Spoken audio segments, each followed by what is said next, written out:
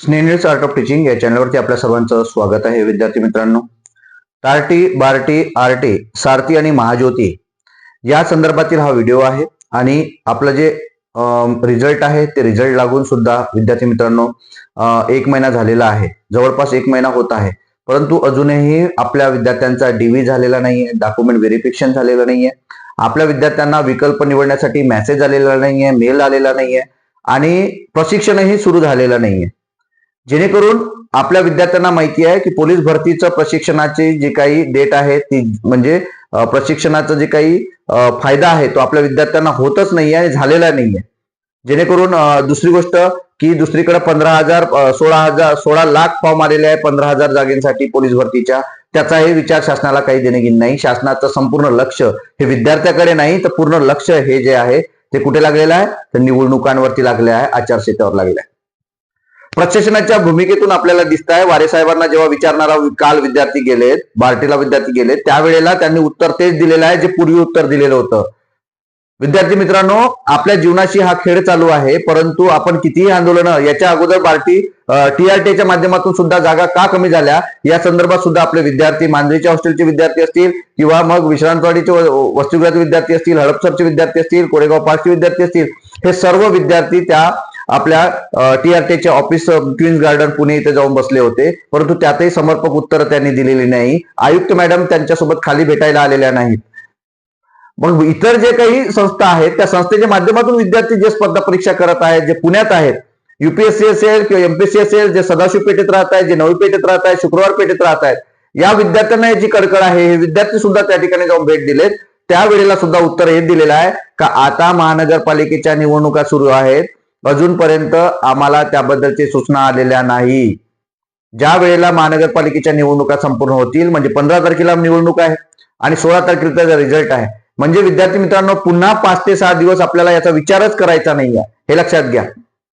म्हणजे निवडणुका आल्या आणि वर्षभर जर निवडणुका चालत असतील तर वर्षभर विद्यार्थी त्याचे वय वाढलं तरी चालेल, त्याचं काही शासनाला देणं घेणं नाही.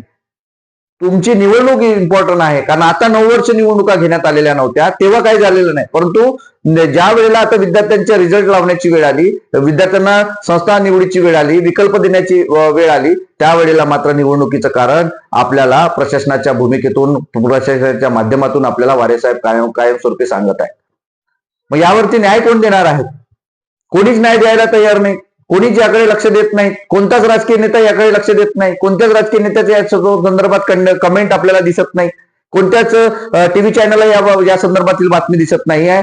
का तर आपल्याला माहिती आहे सध्याची व्यवस्था काय चालू आहे, सध्याच्या समस्या काय आहे, ह्या सर्व आपल्या विद्यार्थ्यांना माहिती आहे. कारण आपण सुजाण सुज्ञिक सर्व विद्यार्थी आहोत विद्यार्थी मित्रांनो. परंतु ही भूमिका आणि या सर्व गोष्टी होण्यामागचे दोषी कोणी जरी असेल तर सर्वात पहिलं दोषी आपण सर्वजण आहोत, आपण विद्यार्थी आहोत विद्यार्थी मित्रांनो. कारण आपण जर पेटून उठलो नाही, आपण जर यांना जॉब विचारला नाही, या व्यवस्थेविरुद्ध आपण जेव्हापर्यंत आपण प्रश्न विचारणार नाही तेव्हापर्यंत आपल्याला उत्तर मिळणार नाही. आणि एक दोघं जर गेले ते आपल्याला उत्तर मिळत नाही, कारण ही सवय पडलेली आहे. त्यांना माहिती आहे हा आज येईल, उद्या येईल, बोलेल, प्रश्न विचारेल आणि निघून चालला जाईल. जेव्हापर्यंत जास्तीत जास्त संख्येनं आपण त्या ठिकाणी तुटून पडत नाही तेव्हापर्यंत आपल्याला याचा जॉब विचारला जात नाही, म्हणजे उत्तर सुद्धा दिलं जात नाही. म्हणून व्यवस्थेला प्रश्न विचारणारा, निर्माण करणारे माणसं आपल्याला निर्माण होणं गरजेचं आहे.